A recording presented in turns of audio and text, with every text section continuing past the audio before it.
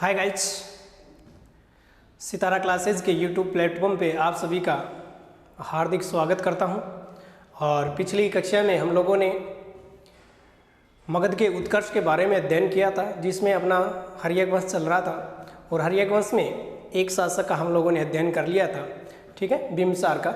और उसके बाद में हम लोग यहाँ तक पहुँच गए थे कि 492 ईसा पूर्व में और क्या हुआ था कि बिंबिसार का पुत्र था जिसका नाम था कि अजास्त्रु, और अजास्त्रु ने क्या कर दी थी, बिंबिसार की हत्या कर दी। बिंबिसार की हत्या करने के बाद और अगला शासक बना था या मगध की गद्दी पे बैठा था, वो था अजास्त्रु। अब देखिए आगे का शासक है अपना अजास्त्रु।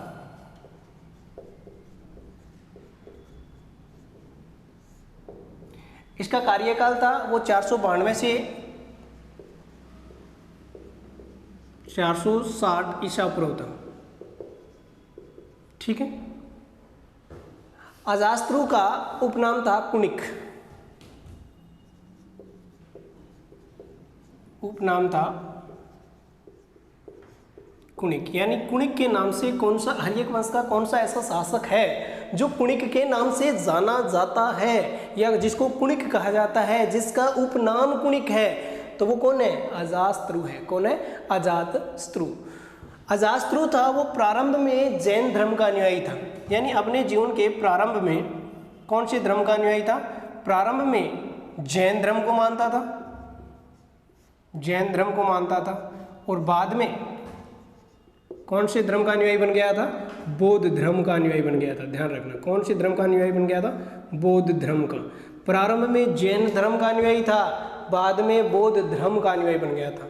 अजास्त्रु के काल में और शासक बनने के बाद 3 बार क्या हुए थे? प्रमुख विद्रोह हुए थे, या 3 ऐसे प्रमुख विद्रोह हुए थे जिनमें एक वजीसंघ के साथ संघर्ष था, दूसरा कौशल के साथ संघर्ष था और तीसरा मल के साथ संघर्ष था। किसके साथ? वजी, दूसरा कौशल, तीसरा बात करें मल के साथ। इसमें सबसे ज़्यादा इंपॉर्टेंट संघर्ष था वो वजी के साथ था। ध्यान रखना, सबसे ज़्यादा इंपॉर्टेंट संघर्ष था तो वो वजी के साथ था। और इसके साथ साथ ये भी ध्यान देना कि इन तीनों के तीनों संघर्ष में और विजय किसकी हुई थी? अजास्त्रु की हुई थी। विजय किसकी हुई थी? अजास्त्रु की थी। यानी अजास्त्रु के काल में 3 विद्रोह हुए थे, 3 प्रमुख विद्रोह हुए, 3 प्रमुख विद्रोह हुए। पहला हम बात करें वजीसंघ के साथ, किसके साथ? वजीसंघ के साथ। दूसरा हम बात करें कौशल के साथ, किसका? अजास्त्रु का, कौशल के साथ, ठीक है। उसके बाद तीसरा की बात करें तो मल के साथ। यानी इन 3 मल के साथ 3 विद्रोह का अजास्त्रु को क्या करना पड़ा था? सामना करना पड़ा था। और इन तीनों में ही विजय किसकी हुई थी? अजातशत्रु की हुई थी। किसकी विजय हुई थी? अजास्त्रु की हुई थी, जो भारतीय इतिहास में प्रथम पितरहंता शासक के नाम से जाना जाता है। प्रथम पितरहंता शासक के नाम से जाना जाता है, ठीक है। अब ध्यान देना, सबसे इंपॉर्टेंट रहता है वजीसंघ का विद्रोह। किसका? वजीसंघ का विद्रोह। ध्यान देना, वजीसंघ के विद्रोह के दौरान अजास्त्रु किसके कहने से, या हम बात करें अजास्त्रु की सेना का प्रमुख नेतृत्व करता, या हम बात करें अजास्त्रु का प्रमुख ऐसा कौन सा मंत्री था जिसके नेतृत्व में अजास्त्रु ने वजीसंघ को पराजित कर दिया था, तो वो कौन सा था? इसका मंत्री था, एक मंत्री था जिसका नाम था वर्षकार। क्या नाम था? वर्षकार। वर्षकार मंत्री किसका था? वर्षकार मंत्री अजास्त्रु का था। किसका था? अजास्त्रु का मंत्री था। और अजास्त्रु के मंत्री वर्षकार के नेतृत्व में वजीसंघ के विरुद्ध उसका विद्रोह हुआ था, और वजीसंघ के विरुद्ध अजास्त्रु की क्या हुई थी? विजय हुई थी, ठीक है। समझ में आ रही है बात? और विजय होने के बाद यानी वजीसंघ का ही क्या था? वैशाली किसके अंतर्गत आता था? वजीसंघ के अंतर्गत आता था। और वैशाली को अजास्त्रु ने क्या कर लिया था? जीत लिया था, अपने अंडर में ले लिया था, अपने आंतरिक भाग में शामिल कर लिया था उसको, ठीक है। उसके बाद में अजास्त्रु ने काशी और वजी संघ को दोनों को ही क्या किया था, मगध के अंतर्गत मिलाया था। ध्यान देना, काशी और वजी संघ को, ठीक है, ध्यान रखना, काशी व वजी संघ दोनों को ही किसने मिला लिया था, मगध में, अजास्त्रु ने मिला लिया था। किस में मिलाया था, मगध में मिलाया था, ठीक है। प्रमुख मंत्री जिनकी सहायता से अजास्त्रु ने अपनी विजयों का परचम लहराया था तो वो था वारसकार। कौन था, वारसकार, याद रखना, ठीक है। वजी संघ के विरुद्ध जब विद्रोह चल रहा था, ध्यान देना, यहाँ से इंपॉर्टेंट दो बातें बताने वाला हूँ मैं यहाँ पे। वजी संघ के विरुद्ध जब विद्रोह चल रहा था तब अजास्त्रु की सेना ने दो विशेष प्रकार के हथियारों का प्रयोग किया था। दो विशेष प्रकार के हथियारों का प्रयोग किया था जो किस नाम से जाने गए हैं, कैसे हथियार थे, किस प्रकार के हथियार थे। तो पहला था रथ मुसल। रथ मुसल, ध्यान देना, किस संघ के विरुद्ध में काम में ले रहा है, किस संघ के विरुद्ध में काम ले रहा है, वजी संघ के विरुद्ध में। किसके विरुद्ध, वजी संघ के विरुद्ध में काम में ले रहा है। ये भी ध्यान देना, कौन से संघ के विरुद्ध में हथियारों का प्रयोग कर रहा है, वजी संघ के विरुद्ध में हथियारों का प्रयोग कर रहा है। किस प्रकार का नाम है, रथ मुसल। रथ मुसल, इसका मतलब रथ के पहियों के इस प्रकार के मुसल बांधे जाते थे। रथ के पहियों के इस प्रकार के मुसल बांधे जाते थे जो विरोधी, जब रथ चलता था तो विरोधी सेना के लोग अपने आप उस मुसलों के घुमाव के साथ में आने के बाद में क्या हो जाते थे, परास्त हो जाते थे, पराजित हो जाते थे, ठीक है। तो ये रथ मुसल किसके बांधा जाता था, रथ के बांधा जाता था, ठीक है, रथ के बांधा जाता था। एक तो दो प्रकार के हथियार बताया मैंने, पहला ही बताया एक बार उनके लिए, तो कौन सा, रथ मुसल। दूसरा कौन सा था, दूसरा था महाशिला कंटक। क्या नाम था, महाशिला कंटक। महाशिला कंटक, ठीक है। दूसरा किस प्रकार का हथियार था, महाशिला कंटक, जो क्या था, एक प्रकार की मशीन थी। एक प्रकार की क्या थी, ये मशीन थी जो बड़े पत्थरों को फेंक देती थी। यानी जब युद्ध होता था तो बड़े बड़े पत्थरों को महाशिला कंटक जो मशीन थी वो फेंक देती थी और जो विरोधी सैनिक थे वो क्या होते थे, पराजित हो जाते थे, ठीक है। अब ये दो प्रकार के हथियारों का प्रयोग, दो प्रकार के जो मुख्य हथियार थे उनका प्रयोग अजास्त्रु ने किस संघ के विरुद्ध काम में लिया था, तो ध्यान देना, वजित संघ के विरुद्ध में काम में लिया था। किसके विरुद्ध में काम में लिया था, वजित संघ के विरुद्ध में काम में लिया था। उसके बाद में ध्यान देना, अजास्त्रु के काल में प्रथम, इंपॉर्टेंट है, प्रथम बौद्ध संगीति, प्रथम बौद्ध संगीति का क्या हुआ था, आयोजन हुआ था। कौन सी संगीति, प्रथम बौद्ध संगीति।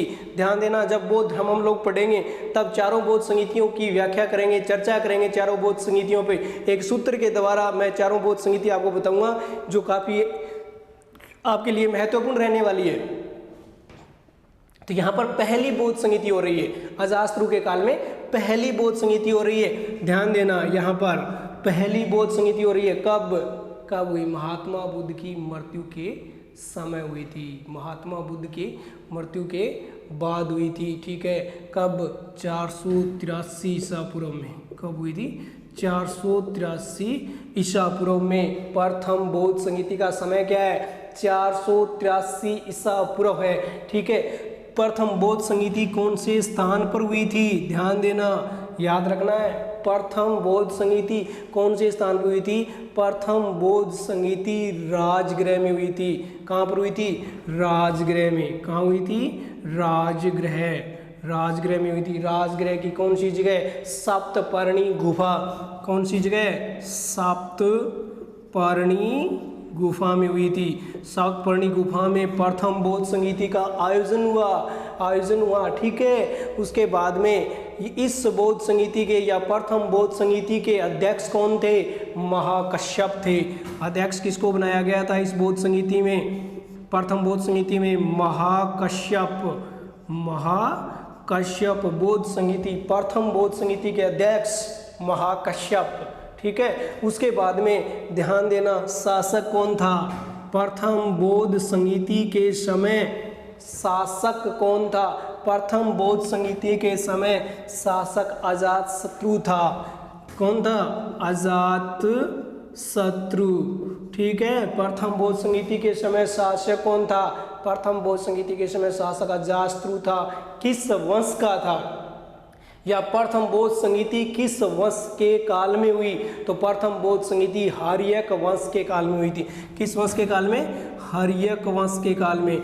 ध्यान देना, हर्यक वंश के काल में। हर्यक वंश का शासक उस समय कौन था? अजातशत्रु था। अजातशत्रु के काल में प्रथम बौद्ध संगीति का आयोजन हुआ था। कहाँ पर? राजगृह में। कब? 483 में। अध्यक्ष कौन था? महाकश्यप। अध्यक्ष कौन था? महाकश्यप। विशेष क्या रहा था? विशेष क्या रहा था इस बौद्ध संगीति में? विशेष रहा था। अब बात करते हैं बौद्ध धर्म में पिटकों की संख्या कितनी है। तो बौद्ध धर्म में पिटकों की संख्या 3 है। कितनी है? 3 है। सूत पिटक, विनय पिटक और अभिधम्म पिटक। कितने पिटक है? सूत पिटक, विनय पिटक, अभिधम्म पिटक। तो यहाँ पर विशेष में है प्रथम बौद्ध संगीति के समय 2 पिटकों की रचना हुई। कितने पिटकों की? 2 पिटकों का क्या हुआ था? लिपिबद्ध किया गया था। 2 पिटकों को लिपिबद्ध किया गया था। एक पिटक का नाम सूत पिटक और दूसरा पिटक कौन सा था? विनय पिटक। कौन सा था? विनय पिटक। इन 2 पिटकों को प्रथम बौद्ध संगीति के समय प्रथम बौद्ध संगीति के समय लिपिबद्ध किया था। क्या किया गया था? लिपिबद्ध किया गया था। सूत पिटक किसके द्वारा? आनंद के द्वारा। सूत पिटक किसके द्वारा लिपिबद्ध किया गया था? आनंद के द्वारा। और विनय पिटक उपाली के द्वारा। विनय पिटक उपाली के द्वारा। और तीसरा पिटक हम पढ़ेंगे तीसरी बौद्ध संगीति में। ठीक है, कौन सी में? मौर्य काल में। किस काल में? मौर्य काल में, अशोक के काल में। किसके काल में? अशोक के काल में। और कौन सा पिटक जोड़ेंगे? अभिधम्म पिटक जोड़ेंगे। यहाँ पर कितने जुड़े हैं? 2 ही पिटक जुड़े हैं। कितने जुड़े? 2 ही पिटक जुड़े हैं। याद रह जाएगा। उसके बाद में थोड़ा एक बार जिसको देखना है वो देख लो। अजातशत्रु 492 से लेकर 460 तक का इसका काल था। ठीक है, उसके बाद में उपनाम कुणिक था। प्रारंभ में जैन धर्म और बाद में कौन सा धर्म अपना लिया था? बाद में इसने अपना लिया था बौद्ध धर्म। 3 प्रमुख विद्रोह हुए थे इसके काल में, वजीशंक कौशल के साथ और मल के साथ। ठीक है, इसका मंत्री कौन था? वृषकार था। कौन था? वृषकार था, जो ठीक है वैशाली को जीतने में पूर्णतः इसका सहयोग रहा था। और काशी और वजीशंक को किस में मिला लिया था? अजातशत्रु ने मगध में मिला लिया था। वजी के विरुद्ध जब विद्रोह हुआ 2 प्रकार के हथियारों का इसने प्रयोग किया था। कितने प्रकार के? 2 प्रकार के हथियारों का प्रयोग किया था। एक रथ मुसल, जो रथ के बांध के चलाए जाते थे, और महाकंटक शिला, बड़े पत्थरों को फेंकने की एक क्या थी? मशीन थी। उसके बाद में अजातशत्रु के काल में क्या हुआ था? अजातशत्रु के काल में 483 ईसा पूर्व में और एक बौद्ध संगीति का आयोजन किया गया था, जो बौद्ध धर्म की प्रथम बौद्ध संगीति है। ठीक है, जिसका आयोजन कहाँ हुआ था? राजगृह में हुआ था। कहाँ पर हुआ था? राजगृह में हुआ था। कौन सी गुफा में हुआ था? सप्तपर्णी गुफा में हुआ था। उसके अध्यक्ष कौन थे? महाकश्यप थे। शासक कौन था? अजातशत्रु था। कौन से वंश का शासक था? आर्यक वंश का। विशेष क्या हुआ था? सूत पिटक और विनय पिटक का क्या हुआ था? लिपिबद्ध किया गया था आनंद के द्वारा और उपाली के द्वारा। आनंद के द्वारा और उपाली के द्वारा। और अजातशत्रु की हत्या किसने कर दी थी? उदयन ने, इसके पुत्र ने, अजातशत्रु के ही पुत्र ने। और अजातशत्रु की क्या की थी? हत्या कर दी थी। हत्या किसने की थी? हत्या की थी उदयन ने। ठीक है, अजातशत्रु की हत्या किसने की थी? उदयन। ठीक है, समझ में आ गई बात? अब मैं मिटा रहा हूँ, जिसको स्क्रीनशॉट लेना है वो ले सकता है।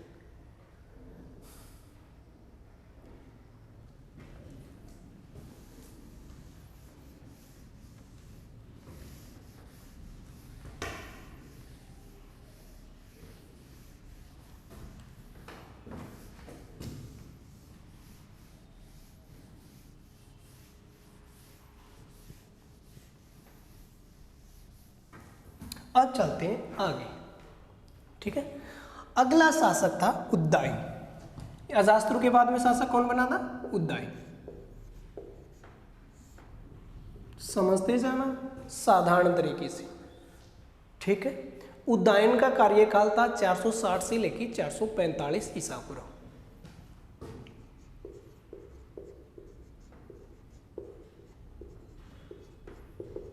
बहुत ही इंपॉर्टेंट पॉइंट है एग्जाम की दृष्टि से, ठीक है, याद करना है। उद्यान का कार्यकाल था 460 से लेके 445 ईसा पूर्व। और पुराणों में अजास्त्रु के बाद में एक दूसरे शासक की चर्चा हुई है। पुराणों के अनुसार अजास्त्रु के बाद में दर्शक नामक शासक बना था। पुराणों के अनुसार बात कर रहा हूं मैं, थोड़ा ध्यान देना। पुराणों के अनुसार, पुराणों के अनुसार अजास्त्रु के बाद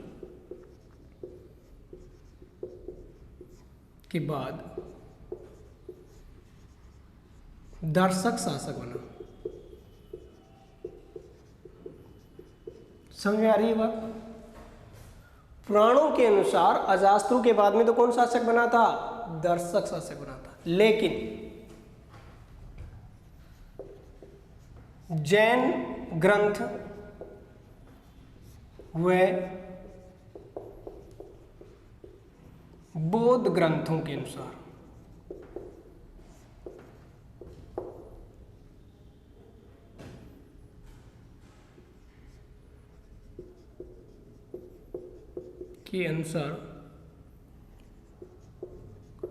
अजास्त्रु का उत्तराधिकारी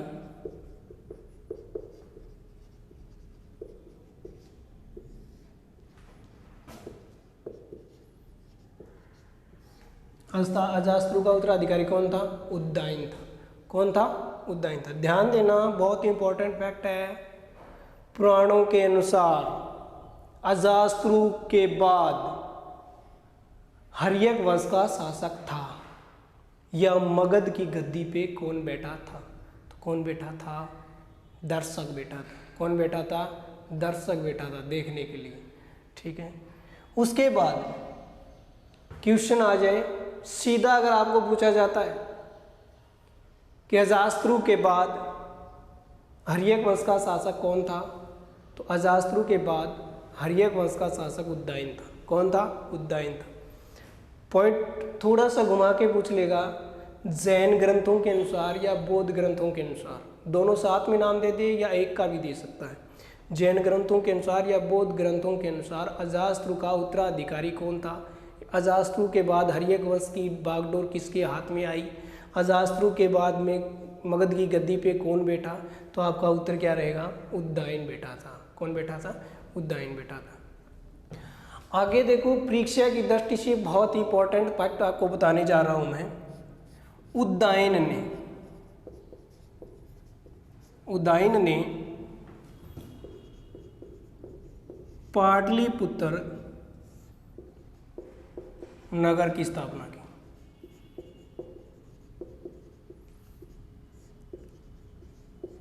पाटलिपुत्र की स्थापना किसने की थी? पाटलिपुत्र की स्थापना उद्दाइन ने की थी। पाटलिपुत्र की नींव किसने रखी थी? तो उद्दाइन ने रखी थी। पाटलिपुत्र को किसने बसाया था? तो उद्दाइन ने बसाया था, ठीक है।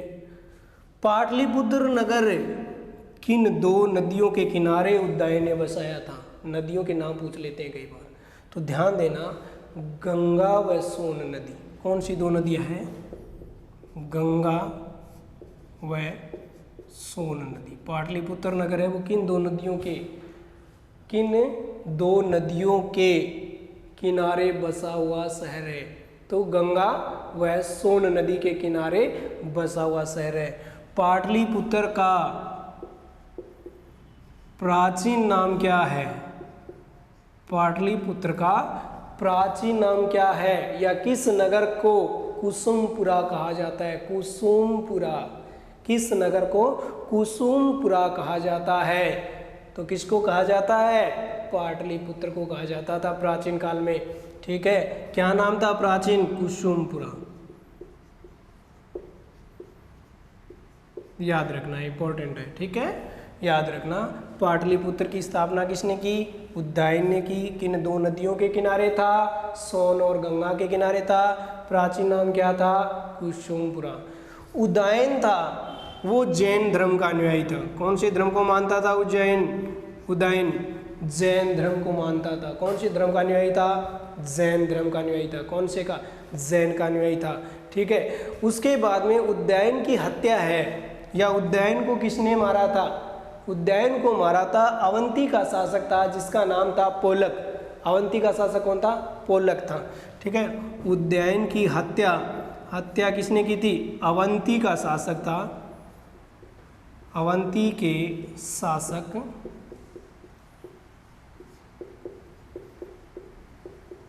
पोलक ने। ठीक है, अवंती के शासक पोलक ने उदयन की हत्या करवाई थी। ठीक है, ध्यान देना, उदयन की हत्या किसने करवाई थी? पोलक ने करवाई थी। पोलक कहाँ का शासक था? पोलक अवंती का शासक था। कहाँ का शासक था? अवंती का शासक था। याद रह जाएगा, बराबर याद रखना। ठीक है, उदयन 460 से 445 का काल है इसका। 460 से 445 ईसा पूर्व का काल है। पुराणों के अनुसार अजास्त्रु के बाद में शासक बना था दर्शक। कौन बना था? दर्शक। जैन ग्रंथ और बौद्ध ग्रंथों के अनुसार अजास्त्रु का उत्तराधिकारी कौन बना था? उदयन बना था। ठीक है, उदयन ने कौन से नगर की स्थापना की थी? पाटलिपुत्र नगर की स्थापना की थी। कौन से नगर की स्थापना की थी? पाटलिपुत्र नगर की स्थापना की थी। और पाटलिपुत्र का प्राचीन नाम क्या था? पाटलिपुत्र का प्राचीन नाम कुसुमपुरा था। कौन सी दो नदियों के किनारे था? पाटलिपुत्र गंगा और सोन नदी के किनारे था। अब ध्यान देना, पाटलिपुत्र को उदयन ने क्या बनाया था? अपनी राजधानी भी बनाया था। क्या बनाया था? राजधानी। यहाँ पर मगध की राजधानी कौन सी हो जाती है? पाटलिपुत्र हो जाती है। यहाँ पे राजधानी कौन सी हो जाती है? मगध की पाटलिपुत्र हो जाती है। तो मगध की राजधानी पाटलिपुत्र सर्वप्रथम किसने बनाई थी? उदयन ने बनाई थी। ठीक है, उसके बाद में चलते हैं आगे।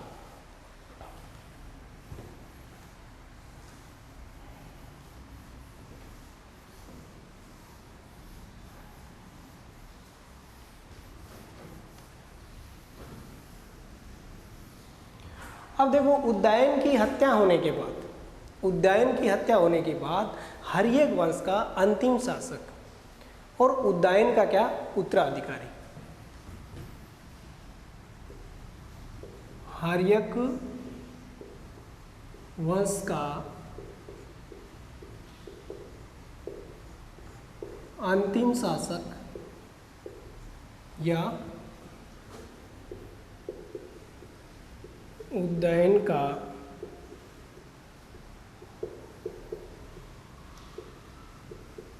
उत्तराधिकारी।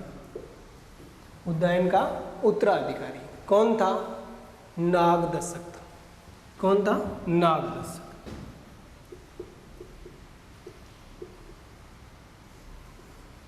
ध्यान देना, ऐसा क्वेश्चन पूछा जा सकता है, हर्यक वंश का अंतिम शासक कौन था?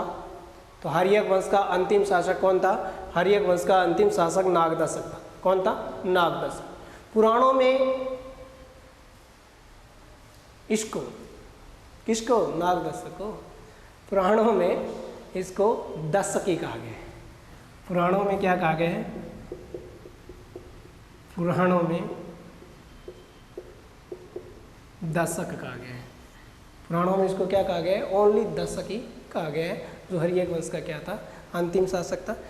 अब क्या था कि लगभग 412 ईसा पूर्व में 412 ईसा पूर्व में काशी का राज्यपाल था। काशी का राज्यपाल, या हम कहें एमात्य। एमात्य का अर्थ यहाँ पर मंत्री हो गए। ठीक है, एमात्य का अर्थ क्या हो? मंत्री। काशी का राज्यपाल या इसका एमात्य था, जिसका नाम था शिशुनाग। क्या नाम था? शिशुनाग। इस शिशुनाग ने 412 ईसा पूर्व के इर्द गिर्द और इसकी क्या कर दी? हत्या कर दी। किसकी? नागदशक की। नागदशक की हत्या कर दी, और हत्या करके और मगध पर अधिकार कर लिया। मगध पर अधिकार कर लिया। ठीक है, समझ आई बात? समझो इस बात को दोबारा से एक बार के लिए। हर्यक वंश का अंतिम और उज्जैन का उत्तराधिकारी शासक था, उसका नाम था नागदशक। क्या नाम था? नागदशक। पुराणों में इसको क्या कहा गया है? पुराणों में इसको दशक कहा गया है। क्या कहा गया है? दशक कहा गया है। 412 ईसा पूर्व के इर्द गिर्द की बात है, या 412 ईसा पूर्व की बात है। काशी का राज्यपाल था जिसका नाम था शिशुनाग। ठीक है, जिसका नाम क्या था? शिशुनाग था। और शिशुनाग ने नागदशक की क्या कर दी? हत्या कर दी। और हत्या करने के बाद में मगध पर क्या कर लिया? उसने अधिकार कर लिया। मगध पे क्या कर लिया? अधिकार कर लिया। ठीक है, उसके बाद में नेक्स्ट अगला वंश है शिशुनाग वंश, क्योंकि यहाँ पे हर्यक वंश का क्या हो गया है? अंत हो गया है। हर्यक वंश यहाँ पर क्या हो गया है? समाप्त हो गया है। तो ध्यान देना, हर्यक वंश का प्रथम शासक या हर्यक वंश की स्थापना करने वाला शासक था बिम्बिसार, और हर्यक वंश का अंतिम राजा था वो कौन था? नागदशक था। ठीक है, उसके बाद में शिशुनाग वंश। अगला वंश है शिशुनाग वंश। शिशुनाग वंश 412 में नागदशक की हत्या हो गई थी। हत्या किसने की थी? हत्या की थी शिशुनाग ने, जो काशी का क्या था? एक राज्यपाल अमात्य था। तो 412 में शिशुनाग ने क्या कर लिया था? मगध पे अधिकार कर लिया था। तो इसका कार्यकाल है वो 412 से लेकर 394 ईसा पूर्व।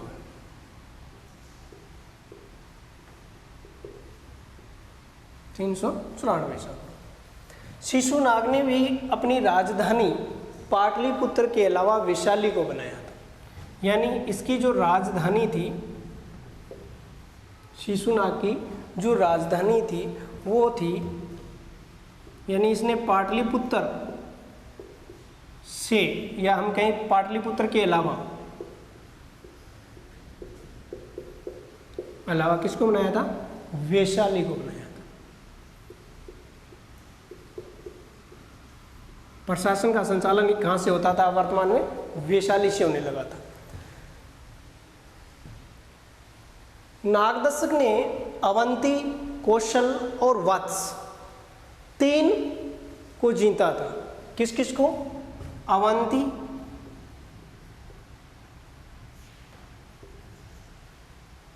कौशल और वत्स, इन तीनों पर विजय प्राप्त कर ली थी। और विजय प्राप्त करने के बाद में किस में मिला लिया था? मगध राज्य में मिला लिया था। किस में मिला लिया था? मगध में शामिल कर लिया था। इसके काल में मगध का क्या हुआ था? क्षेत्र विस्तार हुआ था। मगध का या नागदशक के काल में मगध क्षेत्र का क्या हुआ था? विस्तार हुआ था। और इस नागदशक के काल में साम्राज्य बंगाल से लेकर मालवा तक फैला हुआ था। ठीक है, बंगाल क्षेत्र भी किस में शामिल था? मगध में शामिल था। बंगाल से लेकर मालवा यानी मध्य प्रदेश वाला क्षेत्र, मालवा क्षेत्र तक विस्तृत था।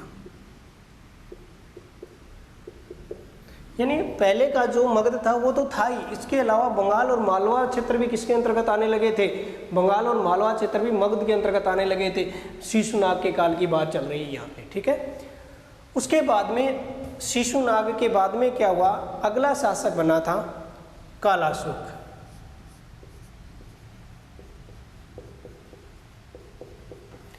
शिशुनाग वंश का सबसे शक्तिशाली शासक था कालाशोक। कालाशोक का कार्यकाल है 394 ईसा पूर्व से लेकर 366 ईसा पूर्व। कालाशोक का कार्यकाल है 394 से लेकर 366 ईसा पूर्व। अब इसमें थोड़ा ध्यान देना, ये एग्जाम की दृष्टि इम्पोर्टेंट रहता है ये शासक। ठीक है, तो ये एक तो शिशुनाग वंश का सबसे शक्तिशाली और सर्वश्रेष्ठ शासक था। सबसे शिशुनाग वंश की बात कर रहा हूँ। शिशुनाग वंश का सबसे शक्तिशाली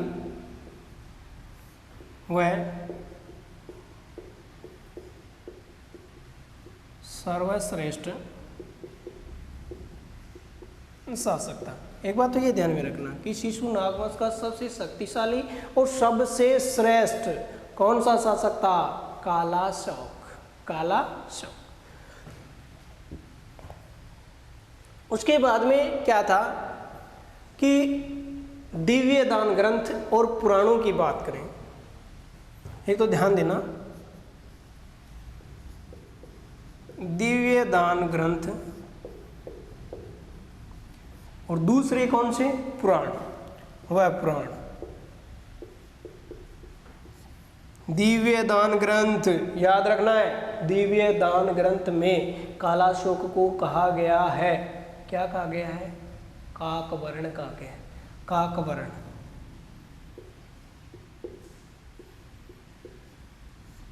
क्या कहा गया? काकवर्ण, कौवे जैसा। ठीक है, यानी जितनी चतुरता कौवे में होती है उस प्रकार से इसकी तुलना की गई। इसने क्या किया? ध्यान देना, यहाँ पर राजधानी क्या आई है? पाटलिपुत्र से वैशाली आई है। क्या आई है? पाटलिपुत्र से वैशाली। ध्यान देना, ऊपर वाला इसीलिए नहीं मिटाया था मैंने। यहाँ पर राजधानी पाटलिपुत्र से शिशुनाग के काल में, ठीक है, शिशुनाग वंश और शासक था यहाँ पर शिशुनाग। ठीक है, शिशुनाग के काल में पाटलिपुत्र से राजधानी कहाँ है? ये वैशाली। और कालाशोक के काल में क्या होगी? वैशाली से। क्या होगी? वैशाली से राजधानी कहाँ आएगी? पाटलिपुत्र वापिस आ जाएगी। ठीक है, राजधानी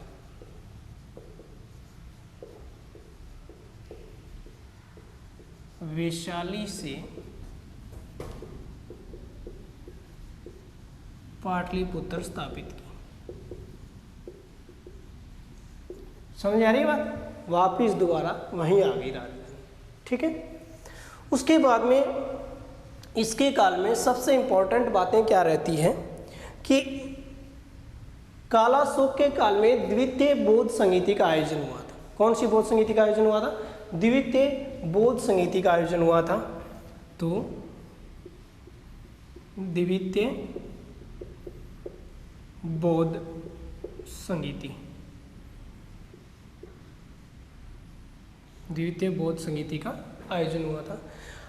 पहली बौद्ध संगीति हुई थी 483 ईसा पूर्व में। ध्यान देना, पहली बौद्ध संगीति 483 ईसा पूर्व में हुई थी। 483 ईसा पूर्व में पहली बौद्ध संगीति है वो किसके काल में हुई थी?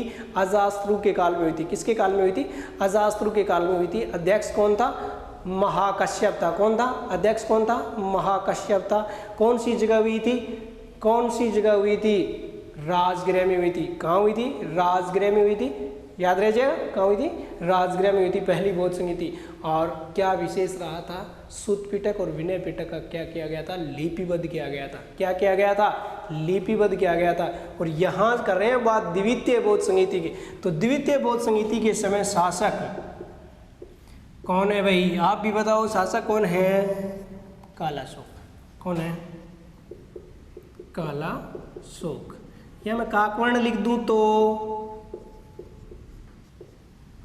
राइट है, काकवर्ण लिख दूं तो भी क्या है? राइट है। उसके बाद में इसका समय था पहली 483 में 100 वर्ष बाद। पहली 483 में उसके 100 वर्ष बाद। कितने? 483 माइनस 100, 383। समय 383 ईसा पूर्व। कितना है? 383 ईसा पूर्व। अध्यक्ष मासा माओ।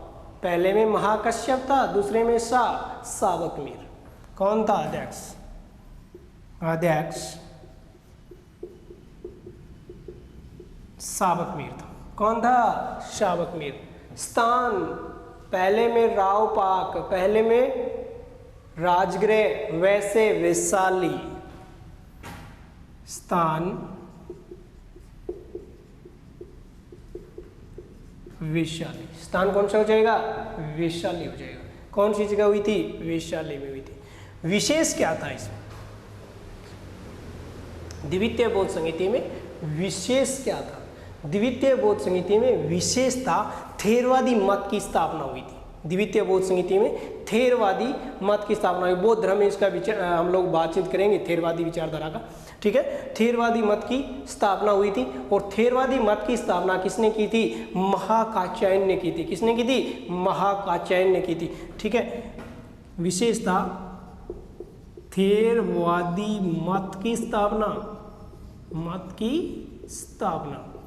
किसके द्वारा? महाकात्यायन के द्वारा। महाकात्यायन के द्वारा। किसके द्वारा? महाकात्यायन के द्वारा, ठीक है। एक बार के लिए फिर दोबारा देख लेते हैं। उसके बाद में एक छोटा सा साथ में रह गया, उसके बाद देखो अंतिम शासक शिशुनागवंश का अंतिम शासक था, वो कौन था? शिशुनागवंश का अंतिम शासक था वो नंदीवर्धन था। नंदीवर्धन, ठीक है। कौन था? नंदीवर्धन था, जिसे महानंदिन भी कहा जाता है। महानंदिन भी कहा जाता है। नंदीवर्धन या महानंदिन एक ही बात है, ठीक है। ये शिशुनागवंश का क्या है? अंतिम शासक है। अंतिम शासक है, ध्यान देना। शिशुनागवंश का प्रथम शासक शिशुनाग, अंतिम शासक नंदीवर्धन। शिशुनागवंश का प्रथम शासक शिशुनाग, अंतिम शासक नंदीवर्धन, शक्तिशाली शासक कालाशोक। शक्तिशाली शासक कौन हो जाएगा? कालाशोक हो जाएगा, ठीक है। एक बार के लिए दोबारा देख लो इस चीज को। शिशुनागवंश 412 से 394 ईसा पूर्व, समझ आ रही है बात? शिशुनाग शासक है ना, ये वंश आ गया, चलो कोई बात नहीं, इसका कार्यकाल है ये, ठीक है, ध्यान रखना। राजधानी पाटलिपुत्र के अलावा वैशाली स्थापित की इसने। उसके बाद अवंती, कौशल, वत्स को इसने जीता था शिशुनाग ने, और किस में मिला लिया? मगध में मिला लिया। बंगाल से लेकर मालवा तक का क्षेत्र विस्तार किसके काल में हुआ था? शिशुनाग के काल में हुआ था। और कालाशोक आया था उसके बाद में 394 से 366 ईसा पूर्व की बात है। सबसे शक्तिशाली और सर्वश्रेष्ठ शासक था ये, सबसे शक्तिशाली। शिशुनागवंश की बात कर रहे हैं हम लोग। सबसे शक्तिशाली और सर्वश्रेष्ठ शासक था। दिव्य दान ग्रंथ और पुराणों में, यहाँ ध्यान देना, इंपॉर्टेंट फैक्ट, दिव्य दान ग्रंथ और पुराणों में इसको क्या कहा गया? काकवर्ण कहा गया। क्या कहा गया? काकवर्ण कहा गया। जो ये जो बात आ जाए भाई कालाशोक किस धर्म का अनुयायी था, तो आप सीधा साधा इसका उत्तर इस पर ध्यान देना, ठीक है। ये जो बात हम लोगों ने पढ़ी है, तो ये किस धर्म का अनुयायी था? बौद्ध धर्म का अनुयायी था, ठीक है। ये उसके बाद में इसकी राजधानी, ध्यान देना, इसने तो पाटलिपुत्र से वैशाली लेके गया था, और कालाशोक है वो वैशाली से वापस स्थापित कौन सी कर दी थी? पाटलिपुत्र कर दी थी। उसके बाद में हम लोगों ने बात की थी द्वितीय बौद्ध संहिता की। किसकी बात की थी? द्वितीय बौद्ध संहिता की बात की थी। और द्वितीय बौद्ध संहिता की शासक की बात करें तो क्या आ जाएगा? काकवर्ण आ जाएगा, यानी कालाशोक। क्या आ जाएगा? कालाशोक आ जाएगा। समय 383, पहली 483 इसमें से 100 घटा लेना, 100 साल के बाद हुई थी ये। उसके बाद में अध्यक्ष है वो साबक मीर थे, और स्थान क्या था? वैशाली था। इसमें विशेष रात थेरवादी मत की क्या हुई थी? स्थापना हुई थी। और थेरवादी मत की स्थापना करने वाला व्यक्ति था, तो वो कौन था? महाकात्यायन था। कौन था? महाकात्यायन था। और उसके बाद में हम बात करें शिशुनागवंश का अंतिम शासक, तो कौन हो जाएगा? नंदी, और नंदीवर्धन हो जाएगा, यानी महानंदिन हो जाएगा। कौन हो जाएगा? महानंदिन हो जाएगा।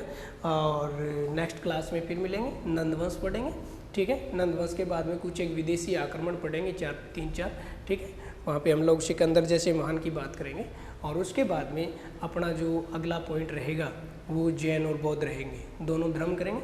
और धर्म के बाद में हम लोग मौर्य और गुप्ताज की बात करेंगे, ठीक है। इतने मुझे दीजिए इजाज़त। All the best. जो स्टूडेंट नया है, पहले बता देता हूँ मतलब ये बात, जो नया है वो यार बेल आइकन दबाने से ही काम चलेगा, सब्सक्राइब बढ़ाओ, ठीक है। ओके।